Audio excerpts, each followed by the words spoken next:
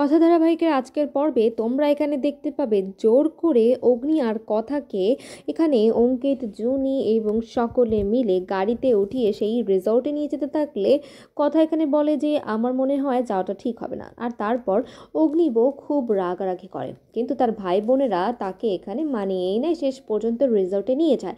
আর রিসর্টে গিয়েও অগ্নি এখানে খুব রাগ করতে থাকে, বলে যে আমি ফিরে যাব।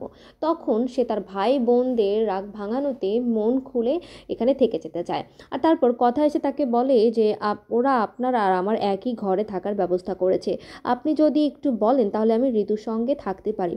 তখন এখানে অগ্নিব তাকে বলে যে দেখ, আমি এখানে এসেছি আমার ভাই বোনদের সঙ্গে চিয়ার আপ করার জন্য, আর তুই কোনোভাবেই সেটা করতে পারিস না, আমার মুডটা এখানে নষ্ট করে দিস না। তারপর রাতে এখানে অগ্নি কথাকে কাবাব বানিয়ে দিলে কথার হাতে গরম লাগে। আর তারপর অগ্নি তার হাতটা দেখতে চাইলে এখানে কথা বলে যে আমি বাঁধাকপির পাতা লাগিয়ে নিব, আপনার দেখতে হবে না। তখন এখানে অগ্নি তাকে বলে যে আমি চাই তুই এখানে হাসি মুখে মুখে থাক, আমি কোনোভাবেই আমার ভাই বোনদের মুডটা নষ্ট করতে চাচ্ছি না।